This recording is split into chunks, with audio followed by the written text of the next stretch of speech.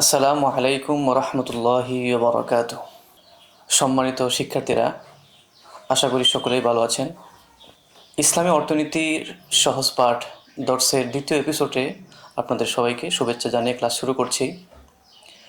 গত এপিসোডে আমরা আলোচনা করেছিলাম ইসলামী অর্থনীতির প্রাথমিক কিছু কথা না। তো এই এপিসোডে আমরা আলোচনা করব ইসলামী অর্থনীতি কী, ইসলামী অর্থনীতি বলতে কী বোঝায়। মানুষ হিসাবে আমাদের নানা প্রয়োজন ও অভাব তৈরি হয়। একটা প্রয়োজন শেষ হতেই আরেকটা প্রয়োজন দেখা দেয়। ধরুন, সকালে ঘুম থেকে উঠে আমরা পানি পান করি, মেসওয়াক ব্যবহার করি, পেস্ট ব্যবহার করি। এভাবে সারাদিন নানা কিছু ব্যবহারের মাধ্যমে বিভিন্ন প্রয়োজন পুরা করে থাকি। একে বলে আল হাজা, ইংরেজিতে বলে নিড বা প্রয়োজন।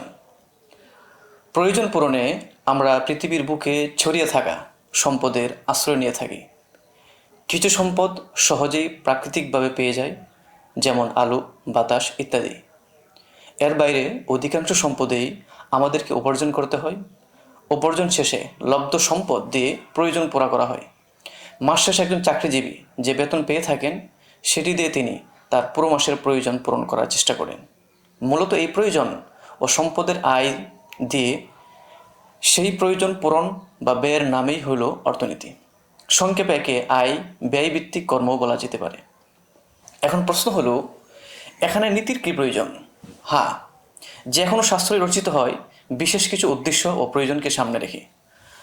মিরাস শাস্ত্র তৈরি হয়েছে মৃত ব্যক্তির পরিত্যক্ত সম্পদ যথাযথভাবে হিসাব ও বন্টন করার জন্য। গ্রামার বা ব্যাকরণ শাস্ত্র তৈরি হয়েছে ভাষা শুদ্ধ করার জন্য।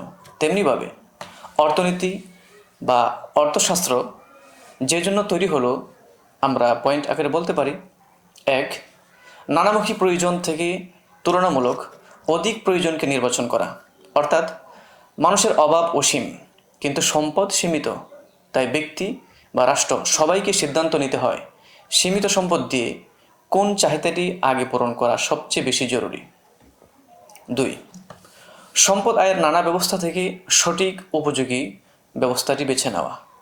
তিন, লব্ধ আয় দিয়ে সঠিকভাবে প্রয়োজন পূরণ ও সুষ্ঠু বন্টন নিশ্চিত করা। মূলত এসব কাজ করতে বিশেষ কিছু নীতি ও পদ্ধতির প্রয়োজন হয়। এজন্য এটি অর্থনীতি বা অর্থ সংক্রান্ত নীতিমালা। সহজে আমরা বলতে পারি, আয় ব্যয় ও বন্টনের সুশৃঙ্খল রূপরেখার নামই হলো অর্থনীতি। উল্লেখ্য, অর্থনীতির প্রয়োজনীয়তা ও গুরুত্ব অনুভব হয় এর পরিধির বিস্তৃতির মাধ্যমে। পিতার অধীনে যে ছেলে বসবাস করে, তার কাছে অর্থনীতির উক্ত পরিচয় মূল্যহীন মনে হতে পারে, কারণ তার অর্থনৈতিক দায় দায়িত্ব পিতার স্কন্ধে।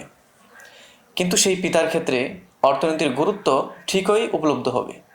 এর চেয়ে আরও অধিক উপলব্ধ হবে দেশের অর্থমন্ত্রীর কাছে। এভাবে অর্থনীতির পরিধি ও প্রয়োগ যত বিস্তৃত হবে, অর্থনীতির গুরুত্ব ততই বৃদ্ধি পাবে। এজন্যই আমাদেরকে অর্থনীতি ও ইসলামী অর্থনীতি সম্পর্কে জানতে হবে। অর্থনীতির শাব্দিক পরিচিতি। আমরা এতক্ষণ অর্থনীতি সম্পর্কে আমরা কিছু জানার চেষ্টা করলাম। এখন আমরা জানব অর্থনীতির শাব্দিক পরিচিতি। অর্থনীতিকে এক এক ভাষায় এক একভাবে ব্যক্ত করা হয়েছে। এখানে আমাদের নিকট বহুল প্রচলিত তিন ভাষায় অর্থনীতি শাব্দিক পরিচিতি তুলে ধরার চেষ্টা করা হবে ইনশাআল্লাহ। আরবি ভাষায় অর্থনীতি, এটাকে কি অর্থে ব্যবহার করা হয়? আরবি ভাষায় অর্থনীতি। আধুনিক ভাষায় অর্থনীতির আরবি প্রতিশব্দ হলো আল ইকতিসাদ। শব্দটির মূল ধাতু বা শব্দমূল আল কাসদু। এর অর্থ হলো আত তাওয়াসসুতু ওয়াল ইআতিদাল, তথা মধ্যমপন্থা, ভারসাম্য ইত্যাদি। ইস্তিকামত তরিক, সঠিক পথ, সরল ও ভারসাম্যপূর্ণ পথ। লিসানুল আরব, খণ্ড 11, পৃষ্ঠা 186। আল্লামা ইবনুল ইস আব্দুস সালাম রাহিমাহুল্লাহ একে ব্যক্ত করেছেন এভাবে: রুতবাতুন বাইনা রুতবাতাইন, মানজিলাতুন বাইনা মানজিলাতাইন। অর্থাৎ বাড়াবাড়ি ও ছাড়াছাড়ি এই দুটোর মধ্যম স্তর হলো আল কাসদু। কাওয়াইদুল আহকাম ফি মাসাইল আনাম, খণ্ড 2, পৃষ্ঠ 200, খণ্ড 2 পৃষ্ঠা 205। অর্থনৈতিক কাজকর্মে ভারসাম্য বজায় রাখা, অর্থাৎ অর্থনৈতিক কাজকর্মে ভারসাম্য বজায় রাখা। যেমন বলা হয় রজুলুন মুক্তাসিদুন, লোকটি খরচে মুক্তাসিদ, অর্থাৎ ভারসাম্য বজায় রাখে। এই অর্থে পবিত্র কোরআনুল কারীমে ইরশাদ হয়েছে ওয়া আলাল্লাহি কসদুস সাবিল, সঠিক ও সরল পথ দেখানোর দায়িত্ব আল্লাহ তাআলার। সূরা নাহাল আয়াত 9। অন্যত্র ইরশাদ হয়েছে মিনহুম উম্মাতুম মুক্তাসিদা, তাদের মধ্যে একদল রয়েছে যারা মধ্যপন্থী। সূরা মায়েদা আয়াত 66। রাসূল করিম সাল্লাল্লাহু আলাইহি ওয়াসাল্লামকে লক্ষ্য করে আল্লাহ তাআলা ইরশাদ করছেন ওয়াকসিদ ফি মাশইকা, তুমি তোমার পথ চলায় মধ্যমপন্থী হও। সূরা লুকমান আয়াত 19।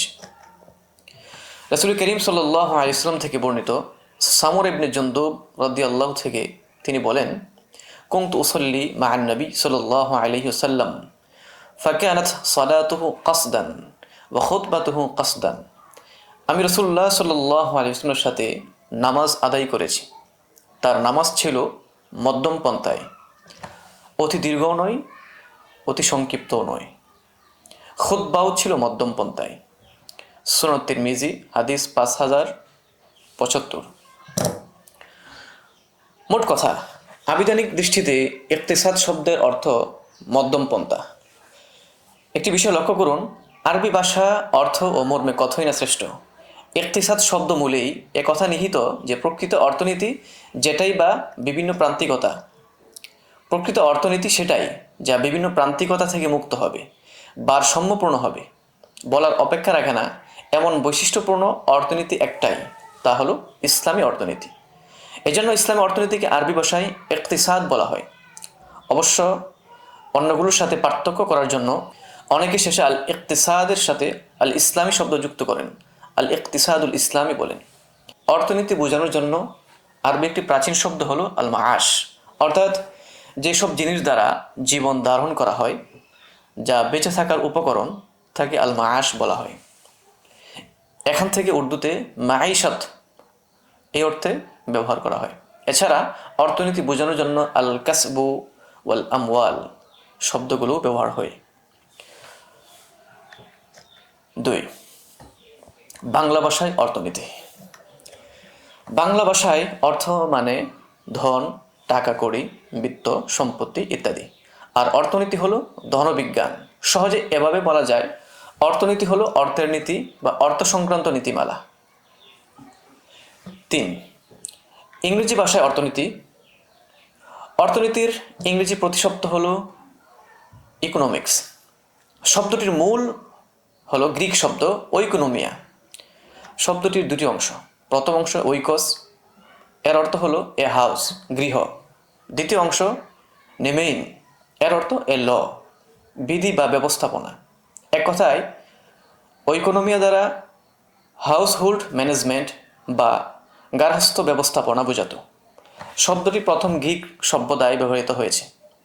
গ্রিকদের জীবনমান ছিল তখন সাধারণ পর্যায়ের। অর্থ নিয়ে তখন চিন্তা ভাবনার কেন্দ্র ছিল কেবল গড় নগর। নগর রাষ্ট্র ব্যবস্থাপনা ছিল, এক একটি নগর ছিল এক একটি রাষ্ট্র। বর্তমানে নেই। তখন ব্যাপকভাবে রাষ্ট্রীয় পর্যায়ে বৃহৎ পরিসরে অর্থনীতি নিয়ে চিন্তা ভাবনা করা হতো না। গড় ও নগর কেন্দ্রিক অর্থনৈতিক পরিকল্পনা করা হতো। ধীরে ধীরে অর্থনীতির পরিসর বৃদ্ধি পেতে থাকে। যাই হোক, বর্তমানে ইকোনমিক্স শব্দটির উৎস গ্রিক ওইকোনোমিয়া শব্দ।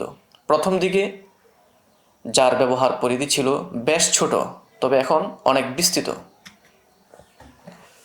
তো এই ছিল আজকের অর্থনীতি সম্পর্কে তার প্রাথমিক কিছু ধারণা, এবং 3টি ভাষায় অর্থনীতি এটাকে কি অর্থে ব্যবহার করা হয় আমরা সংক্ষিপ্ত জানার চেষ্টা করেছি। ইনশাআল্লাহ আগামী পর্বে আমরা অর্থনীতির পারিভাষিক এবং ইসলামী অর্থনীতির পারিভাষিক অর্থ নিয়ে আমরা ইনশাআল্লাহ আলোচনা করার চেষ্টা করব। আসসালামু আলাইকুম ওয়া রাহমাতুল্লাহি ওয়া বারাকাতুহু।